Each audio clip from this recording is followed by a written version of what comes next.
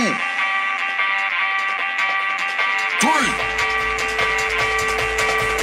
1, 2, 3. Let's go.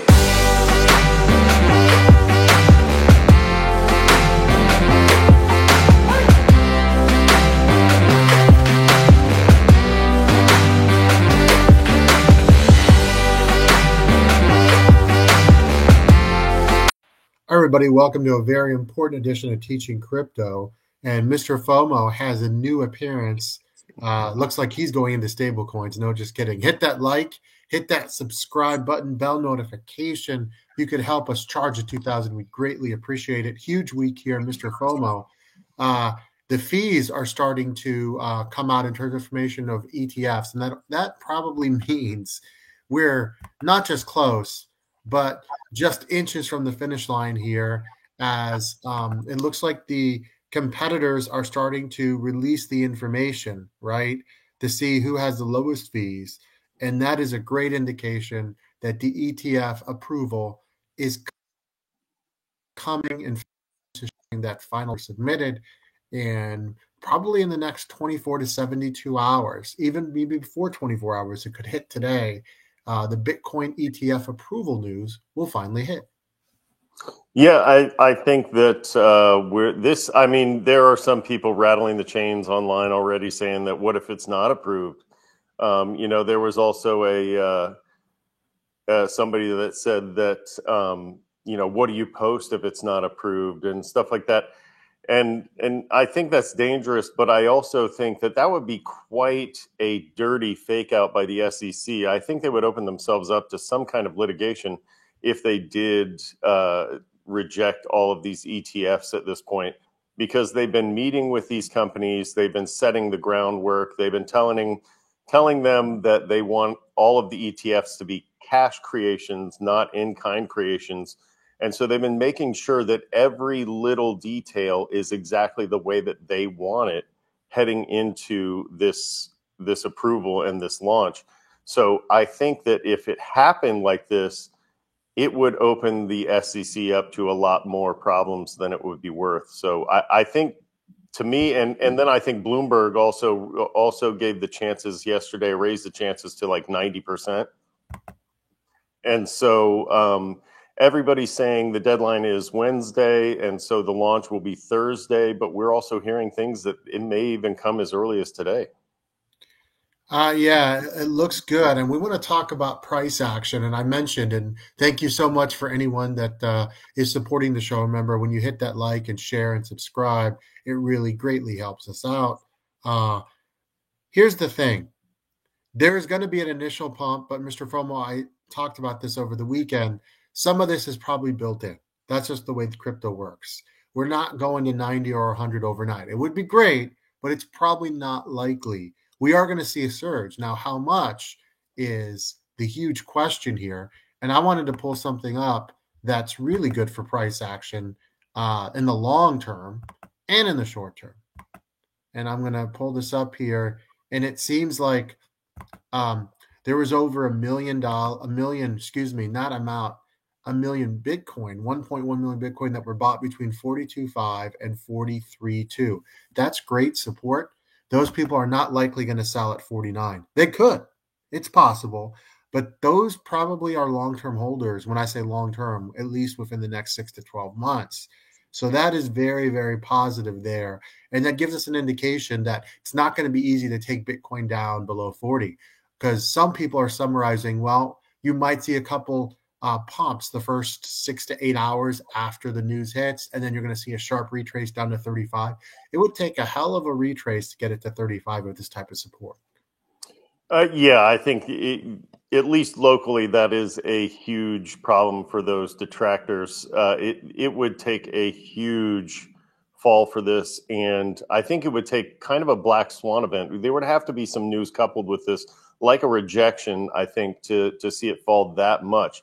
That being said, I don't know that this is going to create that meteoric rise that some people are calling for on YouTube, on Twitter, on X, whatever. I think, like you said, a lot of this is baked in, but I also think that there's going to be a little bit of buy the rumor sell the news. And I think there's going to be a lot of people taking profits. Once this thing hits in the next 24 to 48 hours, I think you'll see people pulling some of their money off the market just as a smart move, hedging their bets against a little bit of a retrace after this news hits. So great question. Yeah, I could see that getting into the top 10 for sure. Um, you know, that one was not on my list, but it's something that I'm really watching quickly. Tennessee for sure, STX, and I hear the alts are going to be very interesting, Mr. FOMO. Stacks is always a mover. It's one that I've been watching for a while, and it's one that AZ and I talk about every once in a while. But Stacks is a mover. When it moves, it goes. And so it's often one that you'll see trending or one that you'll see in the biggest movers department, either for its upward volatility or its downward volatility. So be careful with that one and make sure you're catching it on the upswing. But Stacks is a mover. When that, I don't know who is buying that or why they're buying that. We need to do a little bit more research. Maybe we'll do a deep dive on it. But that one does move. And when it moves hard. So that is a good one to look into if you haven't looked into that one before. Yeah, and we're going to see some volatility this week. You might see even another fake rumor today about negative news and the market go down and the market go back up. It's been a little bit crazy if you think about it. Even the last week we hit 40, and right now there looks to Bitcoin's trying to get above 45. It's getting rejected. That's normal. I anticipate today or tomorrow it's going to clear that 45, and once the news becomes official, we're going to see even more of a pump here. Again, the alts are going to be interesting. I don't think this is when the alts go parabolic. I think we're going to see some good alt action temporarily. When we do get that retrace, guys, that might be the last time to buy right before things go crazy sometime, and I predict, entertainment purposes only, mid to late February into March I think is going to be an amazing time. I really do. Post Super Bowl, post Valentine's Day. And so now what you're seeing is the alts have been struggling a little bit, but they could bleed a little bit more. We want to keep but it's great for you because it's a buying opportunity. I know a lot of people in the summer wish they had bought at those prices, right? Who wanted to buy Solana at 20 right now? Everybody, right? Who wants to buy Chainlink well below 6? Everybody, okay? Forget about Bitcoin at 26. You look at, Mr. FOMO, even one that's almost, I would say, publicity-wise dead, Cardano, was once at 25. And people are like, is 25 a good price? And so absolutely. And at that time, we told you it was an easy 4X during the bull run. Yeah. And right now you've got some alts, and some of them we mentioned, some of them we haven't, that are just sitting there. But look at the ones that are showing strength, like Injective. That's kind of holding strong. Those are the ones, and I talked about that one before, that you want to be aware of here. Plenty of time to get into those, I think, in the next couple weeks. And I honestly do think that there is going to be a retrace once we get this approval. I think there's going to be an initial pump with people FOMOing in. But remember, BlackRock, all these companies, they've been buying BTC. They're not waiting to buy BTC once these ETF shares get created. And as a matter of fact, these are cash-created ETFs. That means that cash creates the share, not an in-kind purchase. So they're allowed to purchase BTC when it's right for them. They don't have to purchase it once the ETF share is purchased. And I think a lot of people are getting confused on that. And they're thinking that, once this ETF launches, they're going to have to buy BTC to match what they're selling to people. That's not true.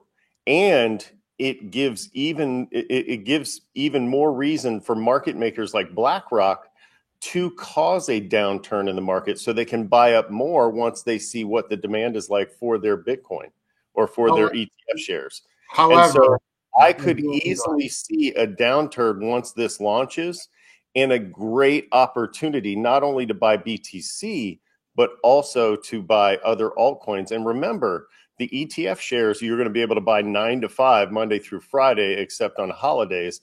Bitcoin, you can trade 24/7. And this downturn, though, we don't expect it to last any more than a few weeks, maybe 2 to No, 3 weeks top. right. And so that, I think we want to make that clear to our audience. We're not looking at months and months of black cloud here. We're looking at, and I think I it's going to be fully tough. expect March. I fully expect March to be a hot month because we've shown you before on that spreadsheet that we made that the month leading into the halving event, the month before the halving event, is always a very hot month. So I am fully expecting March to be that comeback month. I don't think you're going to have to wait that long. I think we're talking mid-February. I think 4 to 5 weeks from now. Especially if you want to buy at the bottom, you're going to need to buy somewhere in late January, early February, mid-February if this thing bottoms out after the ETF launches, like I'm thinking it might. And you still have Fed cut announcements coming, most likely this or next month. Not that they're going to cut the rates, but they're going to announce that they are open and willing to do it maybe over the spring and summer and fall. And you're seeing quite a few now positive news come out about Bitcoin, though, in mainstream media, and that's what we talked about as we got closer to the halving. So this downturn could be a week, could be 2 weeks. You just don't know, and so you might think, oh, I've got all of January and February to buy low. No, that's not the way that's probably going to go. So you got to keep it locked in right here, guys. Really quickly, remember, don't chase the pumps. Okay. So let's say we get approval in about 6 hours, and the next 24 to 40 hours, things go crazy. You see the alt pump big time. That's probably not the best time to buy. If you've bought an alts, if you're holding something right now, like a Muse, like a Stacks, right? Like a Solana, and it does pump, then you want to consider, for entertainment purposes only, we're not financial advisors, taking profits and then waiting. There will be some type of drop off between now and April 1st. There's no way around it. The question is, when does it happen and how long is it? We can't tell you that. But here's the thing. Try not, if we go to 50K and all of a sudden all the alts go up 10 to 20 to 25%, that's probably not when you want to buy.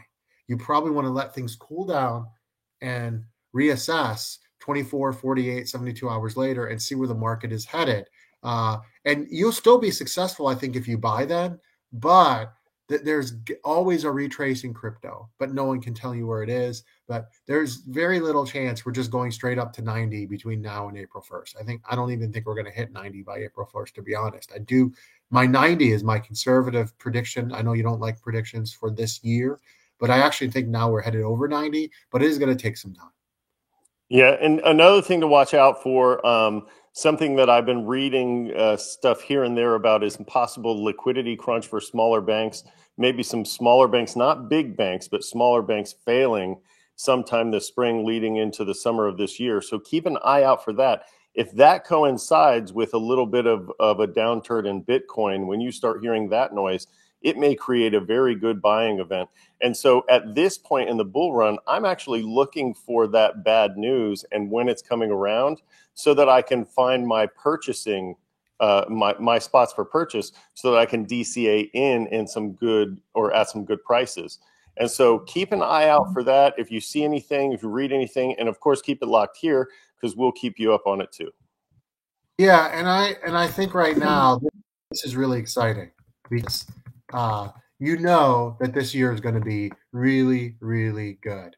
And you know how much I love our viewers, Mr. FOMO, so I couldn't leave them without a quick surprise here. I'm going to give them a token here that when we do hit a downturn, and just in case it happens earlier than normal, let's say that we pump the next 24 hours, we hit a downturn, I wanted to give you guys another token, kind of similar to what I did when I shared last time about Muse, something that I think could pump pretty quickly based on market cap and availability. So if you could pull up that chart for me, Mr. FOMO, that would be great. I want to talk about the iOS network. Now, this is at a market cap at 141.8 million. Okay, so it's not 6 to 10 million like Muse is.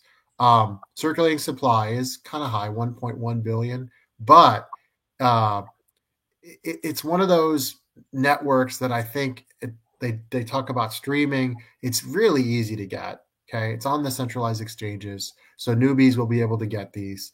And this one has been, the tokenomics has kind of went up to 18 and went down, and it got listed on a foreign exchange recently, and it's kind of been consolidating here around 13 for a while. I think this is one for financial purposes only that could be a really nice flip. We used to do flip shows. This could get to 20 cents fairly quickly. Once, if Bitcoin does go down, right, and you can get it maybe at 11 or 10 cents, you could get a nice 2x and a quick 2x because of the market cap and because of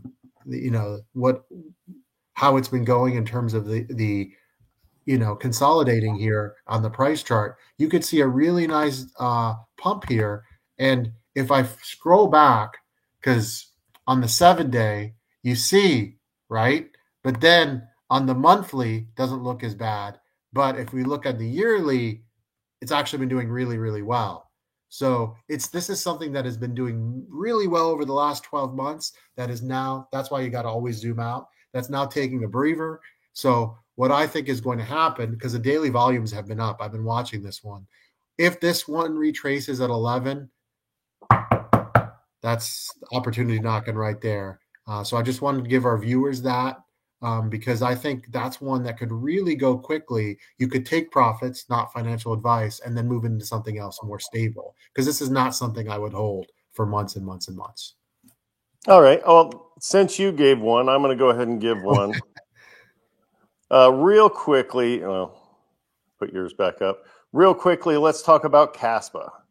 Now, when we talk about blockchains, we talk about, one of the things that you're going to hear a lot about is speed and TPS, transactions per second. Well, Kaspa is a very fast blockchain. They do not allow blocks to be orphaned one at a time in order. They allow them to exist simultaneously and then reorder them in consensus, which allows them to be super fast. I think this is one of those tokens that's a sleeping giant. I think that it could be one that at a 2 billion market cap and number 37 on the coin market cap list, it could provide a little bit of stability in these downturns, but it could also give you some pretty good gains if it catches fire, like I think it will, because that is one thing that we talk a lot about in crypto is TPS, transactions per second, and trying to catch up to companies like Visa and MasterCard. Because if mass adoption is going to come, it's going to come for companies that can keep up with companies that are already in existence on payments. So I think Kaspa might be one that you should keep your eye on, not only because it is a sleeping giant, but it also could provide you some stability at that 2 billion market cap if we do have a downturn in the next couple of weeks or months. All right. So here we go. Huge week. Keep it locked in. Hit that like, hit that subscribe button, bell notification, share the show, guys. Help us get to 2,000. We greatly appreciate it. Guys, you have a wonderful day, and we'll see you later. See ya.